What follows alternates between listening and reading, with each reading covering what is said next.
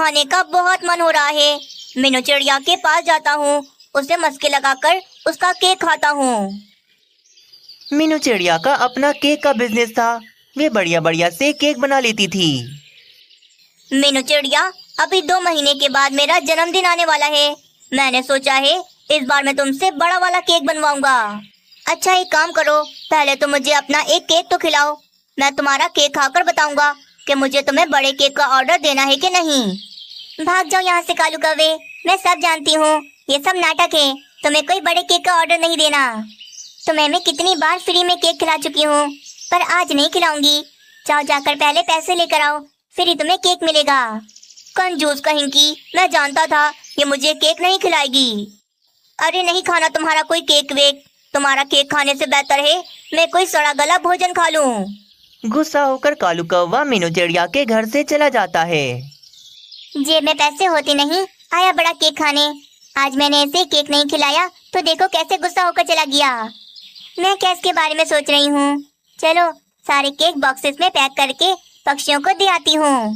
मीनू चिड़िया फिर वे सारे केक बॉक्सेस में पैक कर देती है और फिर जिन जिन पक्षियों का ऑर्डर था मीनू चिड़िया उनके घरों पर उनके केक देने चली जाती है। इधर ही पक्षियों के जंगल में बाजू चील आई हुई थी, पर वे काफी ज्यादा परेशान थी। वे यहाँ वहाँ घूम रही थी। बाजू चील, तुम हमारे जंगल में सब खैरियत तो है ना? कौवे, मैं कुछ ढूंढ रही हूँ, बहुत परेशान हूँ, तुम जाओ यहाँ से। अरे मुझे तो बताओ तुम क्या ढूंढ रही हो, क्या पता मैं तुम्हारी मदद कर पाऊँ। कल मेरे बेटे का जन्मदिन है। मैंने सुना है इस जंगल में एक मीनू चिड़िया रहती है जो बढ़िया बढ़िया केक बनाती है। बस उसी का घर ढूंढ रही हूँ सुबह से, मुझे उसे केक का ऑर्डर देना है। अरे वाह, इस बाजू चील की वजह से मेरा फायदा हो सकता है। ओहो बाजू चील, इतनी सी बात, तुम परेशान ना हो, मैं जानता हूँ मीनू चिड़िया को, यहीं पास में रहती है। बहुत थक गई हो ना तुम, एक काम करो तुम घर जाओ, मैं जाता हूँ मीनू चिड़िया के पास और तुम्हारे नाम से केक का ऑर्डर दे देता हूँ। कौवे, क्या सच में तुम मेरा काम कर दोगे? हाँ हाँ, क्यों नहीं यार, तुम मेरी बड़ी बहनों जैसी हो। तुम जाओ आराम से घर, तुम्हारे केक का ऑर्डर मैं मीनू चिड़िया को दे दूंगा। बाजू चील फिर कालू कौवे को 500 रुपए देती है। कौवे, ये लो केक के पैसे, मीनू चिड़िया को दे देना, और हाँ, जो पैसे बचे कल मुझे केक के साथ लाकर दे देना। ठीक हो गया बाजू चील, कल चाहिए ना केक, मैं कल सुबह ही आपके घर पर केक पहुंचा दूंगा। बाजू चील का काम आसान हो गया था। बाजू चील खुशी खुशी अपने घर चली जाती है। चलो मीनू चिड़िया को जाकर केक का ऑर्डर दे देता हूँ। कालू कौवा भी केक का ऑर्डर देने मीनू चिड़िया के पास चला जाता है। ओए मीनू चिड़िया, मैं यहाँ पर केक खाने नहीं आया, मैं तो यहाँ पर तुम्हें एक बड़ा ऑर्डर देने आया हूँ। कल बाजू चील के बेटे का जन्मदिन है, इसीलिए उसने मुझसे कहा मैं तुम्हें केक का ऑर्डर दे दूँ। अच्छा ठीक है कालू कौवे, मैं केक बना दूंगी, पर पहले पैसे दो। हाँ हाँ, ये लो पैसे, और बाकी के पैसे मुझे वापस करो। मीनू चिड़िया कालू कौवे से 500 का नोट ले लेती है और बाकी के 300 रुपए कालू कौवे को वे वापस कर देती है। कल आऊंगा सुबह केक लेने, तुम तैयार रखना। केक का ऑर्डर देकर कालू कौवा वहाँ से चला जाता है। मीनू चिड़िया का केक है 200 रुपए का, और बाकी के ये 300 रुपए मेरी जेब में गए। बाजू चील से कह दूंगा कि मीनू चिड़िया का केक 500 रुपए का है। अगले दिन सुबह सुबह कालू कौवा मीनू चिड़िया के घर पर केक लेने आ जाता है और फिर मीनू चिड़िया से केक लेकर वे बाजू चील के पास चला जाता है। कौवे मेरे दोस्त, तुम आ गए, मैं तुम्हारा ही इंतजार कर रही थी। तुम्हारा बहुत बहुत शुक्रिया कि तुमने मेरा काम कर दिया। अच्छा कौवे, केक में से जो पैसे बचे हैं वो तो वापस करो मुझे। बाजू चील, पैसे मैं वापस नहीं कर सकता क्योंकि ये केक ही 500 रुपए का है। 500 रुपए का इतना महंगा केक, लगता है उस चिड़िया का काम चल पड़ा है, तभी तो इतना महंगा केक कर दिया उसने। कालू कौवा बड़ा ही चालाक था। बाजू चील के केक के पीछे उसने पूरे 300 रुपए कमा लिए थे। मजा आ गया, बाजू चील का काम करके बाजू चील की नजरों में इज्जत भी कमा ली और पैसे भी। कुछ दिन फिर बीत जाते हैं। एक दिन मीनू चिड़िया केक का सामान लेने जा रही थी तो तभी रास्ते में उसे वही बाजू चील मिलती है। अरे तुम तो बाजू चील हो ना, जिसने मुझसे केक बनवाया था? हाँ हाँ, मैं बाजू चील हूँ, पर तुम कौन हो? मैं मीनू चिड़िया हूँ, केक बनाती हूँ मैं। मैंने ही आपके बेटे के जन्मदिन का केक बनाया था। अच्छा, तो तुम हो मीनू चिड़िया जो इतने महंगे महंगे केक बेचती हो। नहीं नहीं, ये आपसे किसने कहा? मेरे केक के दाम तो बिल्कुल मुनासिब हैं। 500 रुपए का केक, ये कोई मुनासिब दाम है चिड़िया? मैंने तो सोच लिया है, आइंदा के बाद तुमसे मैं कभी केक नहीं बनवाऊंगी। 500 रुपए का केक, ये आपसे किसने कहा? कोई मुझसे बड़े से बड़ा भी केक बनवाए तो भी मैं 200 रुपए में बना देती हूँ, 500 का तो मैं कभी नहीं बनाती। तो फिर जो केक तुमसे कौवा लेकर गया वो तुमने 500 रुपए का क्यों बेचा उसे? नहीं नहीं, कालू कौवे ने मुझे 500 रुपए दिए थे, पर मैंने 300 रुपए उसे वापस कर दिए थे, क्योंकि मेरा केक तो सिर्फ 200 रुपए का होता है। बाजू चील अब समझ गई थी कि कालू कौवे ने ही बाजू चील को धोखा दिया है। अच्छा, उस कौवे ने मुझसे झूठ बोला और मेरे 300 रुपए वो खुद खा गया। हाँ, और उस कालू कौवे ने मेरा नाम भी खराब किया। उस कालू कौवे को तो छोड़ूंगी नहीं मैं। चील और मीनू चिड़िया बहुत गुस्से में कालू कौवे के पास चली जाती हैं। हाँ भाई कौवे, अब बताओ, वो केक 500 रुपए का था। अरे बाप रे, एक तरफ मीनू चिड़िया खड़ी है और एक तरफ बाजू चील। मैं झूठ बोलूं या सच, मार तो मुझे पड़कर रहेगी। बाजू चील, मीनू चिड़िया, वो देखो ऊपर क्या है। ऊपर क्या है? ऊपर तो मैं तुझे अभी पहुंचाती हूँ। बाजू चील और मीनू चिड़िया कालू कौवे को बहुत मारती हैं और उसे सबक सिखाती हैं कि वे आइंदा कभी किसी के साथ ऐसा ना करे। मीनू चिड़िया और कोमल चिड़िया दोनों आपस में बहनें थीं। कुछ दिन पहले उन दोनों के पति काम पर जा रहे थे तो शिकारियों के तीर आकर उन दोनों को लग जाते हैं और वे दोनों उसी समय मर जाते हैं। बस उसके बाद से वे दोनों चिड़ियाएं बिल्कुल अकेली रहती थीं। तुम उदास क्यों होती हो कोमल चिड़िया? मैं हूँ ना तुम्हारी बहन, तुम्हारे साथ हूँ। देखो, तुम्हारे अंडे में से तुम्हारा बच्चा भी निकलने वाला है। हाँ मीनू चिड़िया, मुनमुन जी के हादसे के बाद तो मैं बहुत अकेली हो गई। अब बस मुझे अपने बेटे का इंतजार है। जब हमारे बच्चे अंडों से बाहर आ जाएंगे तो हमें बस दिन रात अपने बच्चों का ध्यान रखना पड़ेगा और हम घोंसलों में उनको अकेला छोड़कर भी नहीं जा सकेंगे। इसीलिए हमें अभी से ही अपने बच्चों के लिए भोजन जमा करके रखना पड़ेगा। हाँ हाँ, मैं भी यही सोच रही थी। चलो चलो मीनू चिड़िया, चलते हैं। दोनों बहनें रोजाना ही आने वाले वक्त के लिए भोजन जमा कर रही थीं और बस उन्हें अपने बच्चों के आने का इंतजार था। कब बाहर आओगे तुम मेरे बेटे अंडे से? जल्दी से बाहर आ जाओ और अपनी मम्मा का हाथ बटाओ। बेटियां तो कोमल चिड़िया को बिल्कुल भी पसंद नहीं थीं। उसे तो बस बेटा चाहिए था जो बड़ा होकर उसका सहारा बन सके। बस इस अंडे में से तो बेटा ही निकलना चाहिए, क्योंकि बेटियां तो किसी काम की नहीं होती। मेरा बेटा बड़ा होकर मेरा सहारा बनेगा। 2-3 दिन फिर ऐसे ही गुजर जाते हैं। मीनू चिड़िया, आज थोड़ा बुखार बुखार सा लग रहा है मुझे। आज मैं भोजन नहीं ढूंढ पाऊंगी। कोई बात नहीं, तुम आराम करो और अंडों का ख्याल रखो। मैं तुम्हारे लिए भी भोजन लेकर आऊंगी। मीनू चिड़िया भोजन की तलाश में निकल जाती है और कोमल चिड़िया भी अपने घोंसले में आराम कर रही थी। तभी अचानक कोमल चिड़िया का अंडा जोर जोर से हिलने लगता है। अरे, मेरा अंडा तो हिल रहा है। इसका मतलब मेरा प्यारा बेटा अंडे से बाहर आने वाला है। कोमल चिड़िया बहुत खुश हो रही थी। तभी अंडा फूटता है और ये क्या, अंडे में से तो चिड़े की जगह नन्ही सी चिड़िया निकल आती है। हाय रे, मैंने तो बेटे के कितने सपने देखे थे। ये बेटी कहाँ से निकल आई? ये तो मुझ पर बोझ बन जाएगी। काश मेरा बेटा होता तो बड़ा होकर मेरा सहारा बन जाता। उसी समय मीनू चिड़िया का भी अंडा हिलने लगता है और वे अंडा भी फूटता है और उसमें से प्यारा सा चिड़ा निकलता है। ये तो बहुत गलत बात है। मुझे बेटा चाहिए था और मेरी बेटी हो गई और उस मीनू चिड़िया के अंडे में से बेटा निकल आया। अब मैं क्या करूं? मेरे साथ तो बहुत बुरा हुआ। ये सब देखकर कोमल चिड़िया के दिमाग में उपाय आ जाता है और कोमल चिड़िया अपनी बेटी को उठाकर मीनू चिड़िया के घोंसले में रख देती है और मीनू चिड़िया के प्यारे से बेटे को अपने घोंसले में लाकर रख देती है। मेरा प्यारा शहजादा, मैं हूँ आज से तुम्हारी मम्मा। मम्मा, मेरी मम्मा। मम्मा, मुझे बहुत भूख लगी है। मेरी मम्मा कहाँ गई? मेरी मम्मा कहाँ चली गई? तभी वहाँ पर काफी सारा भोजन लेकर मीनू चिड़िया आ जाती है। अरे वाह, अंडा फूट गया और हमारे बच्चे बाहर आ गए। मेरी प्यारी बेटी कितनी ज्यादा सुंदर है। देखो तो मीनू चिड़िया, मेरा सपना पूरा हो गया। मेरे अंडे में से ये नन्हा सा चिड़ा बाहर आया। मेरा बेटा हुआ है। पर ये बताओ, तुम्हारी तो बेटी है, तुम क्या करोगी? ये तो सारी जिंदगी तुम पर बोझ बनकर रहेगी। ऐसा क्यों कह रही हो भला? ये मुझ पर बोझ थोड़ी ना है। मैं तो अपनी बेटी को पढ़ा लिखा कर इसे अपने पैरों पर खड़ा कर दूंगी। चालाक कोमल चिड़िया बच्चों की अदला बदली कर कर बहुत ज्यादा खुश थी।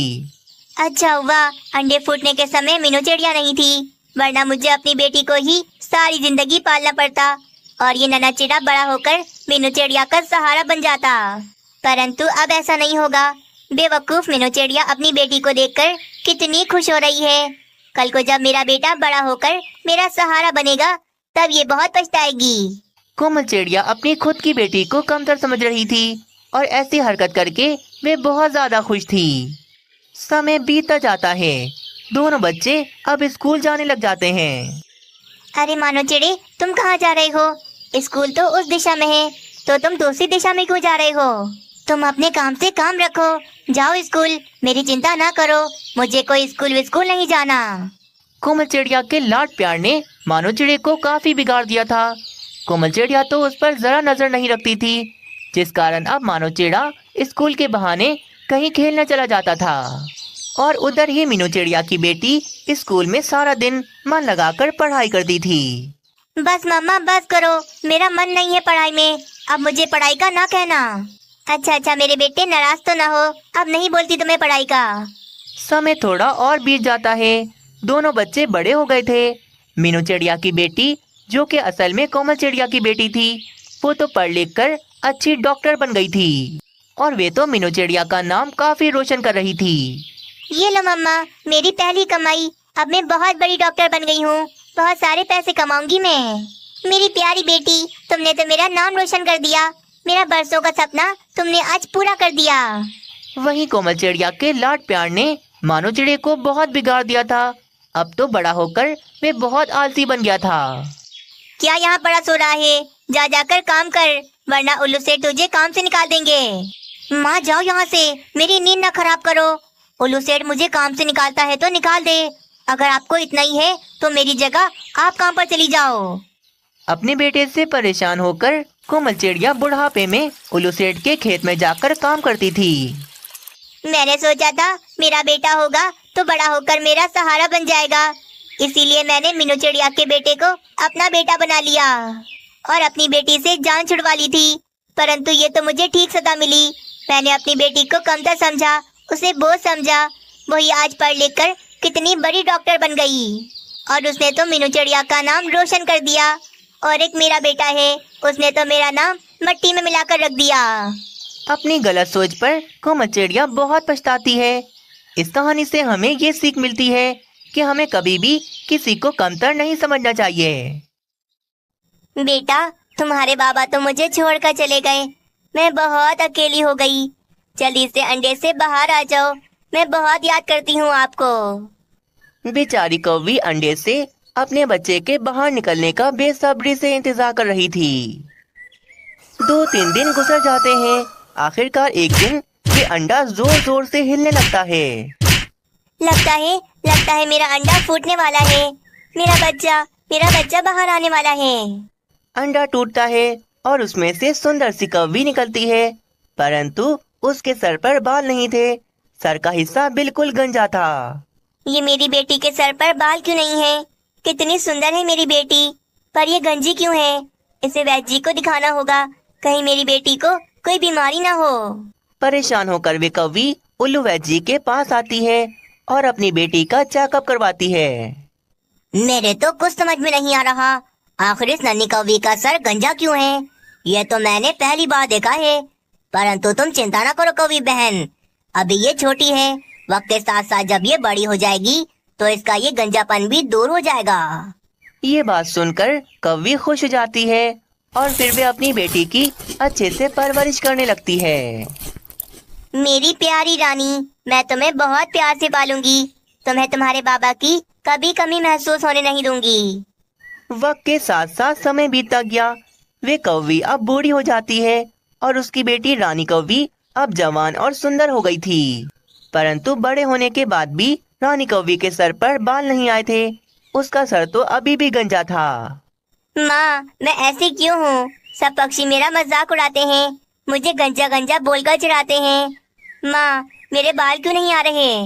बेटी, मैंने तेरे इलाज के लिए बहुत पैसे जाया किए, परंतु तेरे सर पर बाल आने का तो नाम ही नहीं ले रहे। अब तो वैद्य जी भी यही कहते हैं कि तू इसी तरह गंजी रहेगी हमेशा।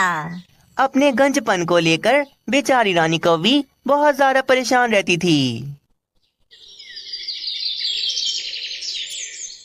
रानी बेटा, तुझे तो सिर्फ पक्षियों का मजाक उड़ाना बुरा लगता है, मुझे तो तेरे रिश्तेदारों की चिंता है। आखिर कौन सा कौवा तुझसे शादी करने के लिए राजी होगा? रानी कौवी की माँ हर समय अपनी बेटी के रिश्ते के लिए बहुत ज्यादा चिंता में रहती थी। क्या हुआ जग्गू पक्षी, तुमने मेरी बेटी के लिए कोई अच्छा सा कौवा ढूंढा? क्या बताऊं कौवी बहन, तुम्हारी बेटी के रिश्ते की वजह से तो बहुत खुआर हो रहा हूँ मैं। दूर दूर जाकर रिश्ते ढूंढे, पर जब तुम्हारी गंजी बेटी की तस्वीर देखते हैं तो फौरन मना कर देते हैं। सब कौवों को सुंदर कौवियां ही चाहिए। ऐसे कैसे मना कर देते हैं? मेरी बेटी में कोई ऐप थोड़ी ना है। मेरी बेटी माजूर भी नहीं, बस थोड़े से सर पर बाल कम है। तुम अपनी कोशिश जारी रखो, मेरी बेटी के लिए जल्द से जल्द कोई अच्छा रिश्ता मिल जाएगा। दरवाजे के पीछे छुपी रानी कौवी सब कुछ सुन रही थी। बेचारी आंसुओं से रो रही थी। माँ मेरी वजह से कितनी परेशान है। मैंने माँ को कितना परेशान किया, परंतु मैं क्या करूँ, मेरे इस गंजे सर पर बाल भी तो नहीं आते। कुछ दिन ऐसे ही बीत जाते हैं। एक रोज रानी कौवी को देखने रिश्ते वाले आ रहे थे। अरे रानी बेटा, ज्यादा बातें न करना। पुराने जमाने की सासों को ज्यादा बातें करने वाली कौवियाँ अच्छी नहीं लगती। तुम बस खामोश रहना, सारी बातें मैं करूँगी। माँ, तुम मुझे ये सब क्यों कह रही हो? मैं जानती हूँ कि क्या होने वाला है। देखना, मेरे इस गंजे सर को देखते ही रिश्ते वाले मना कर देंगे फौरन से। मुझे तो लगता है मुझे देखते ही रिश्ते वाले फौरन से भाग जाएंगे। पहले से ही ऐसी बातें क्यों करती है? मेरा दिमाग ना खराब कर, जा जाकर तैयार हो जा। कुछ देर में रिश्ते वाले आ जाते हैं। रानी कौवी तैयार हो जाती है। अरे वाह, घर तो आपका बहुत अच्छा है। आप अपनी बेटी को बुलाए ना, मैं देखना चाहती हूँ मेरी बहू कितनी सुंदर है।